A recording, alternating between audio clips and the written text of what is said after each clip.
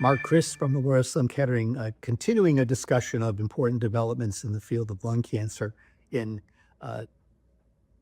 2024. I think all of us have seen dramatic benefit in patients receiving the KRAS G12C specific drugs, sotorasib and adagrasib. Clearly, patients that have had disease progression on standard initial therapy have had important and long-lasting benefit from these drugs given as a second treatment. I think no one doubts that. But what's happened in this year is that questions have come up over exactly how effective are these drugs. A lot of this discussion followed the randomized trial comparing sotorasib to docetaxel that showed a between 1 and 2 month benefit in disease-free survival, and similar results in the trials of adagrasib. And it has raised the issue of what is the most effective therapy. And this is a tough one because, again, we're balancing the benefit we've seen in individual patients against the data that there is only a marginal benefit over docetaxel in the randomized trials and substantial toxicities as well for individual patients.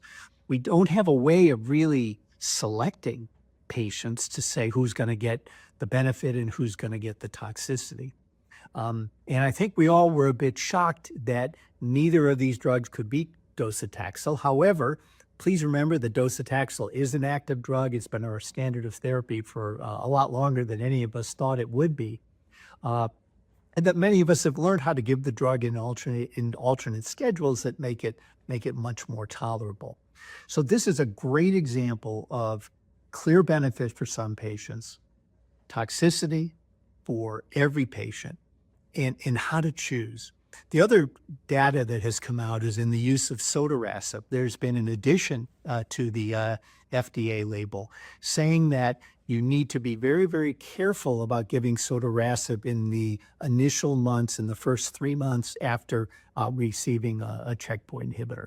I think there's been data from my colleague, Adam Schoenfeld, and others saying that is there's an increased risk of adverse effects after a checkpoint inhibitor, and you need to be very careful about giving sotorasib at that time. And I think the information now would be that if you chose to give a KRAS G12C inhibitor, you would use adagrasib instead of sotorasib after a checkpoint inhibitor as initial therapy. The development of these drugs in combination continues to be a area of study. No definitive evidence yet.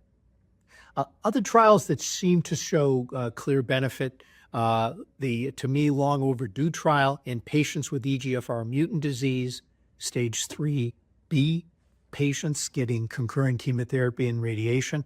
I think we all saw in the data from the Pacific trial that there was not a substantial benefit from adding in a checkpoint inhibitor.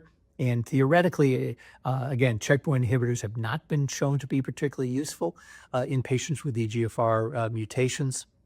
The trial that gave osimertinib in patients with EGFR mutations after concurrent chemotherapy and radiation showed a substantial disease-free survival benefit in those patients.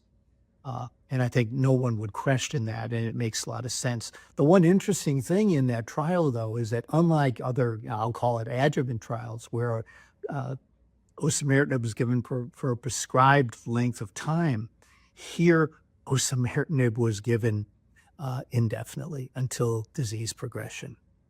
I think many people have said that these drugs delay progression. And I think the jury's still out as whether that's really how they work. I personally believe that some patients are going to be cured by giving these regimens. I'm using imatinib as the example. I think folks made the same arguments with imatinib, and it became very clear in the trials that compared 1 to 3 years of imatinib that people were cured when they got a longer duration of imatinib. That also says maybe we should be giving longer duration of drugs like erlotinib, osimertinib after the chemoradiation. So what do?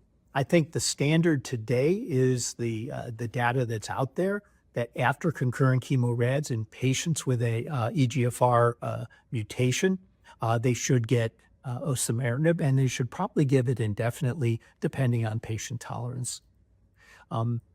Again, two examples here of new drugs clearly helping individual patients, but with questions about how long, who's the right patient. Again, people are living longer, people are living better. However, it's going to be harder for us to decide who do we give it to and for how long, and what's the best sequence of therapies.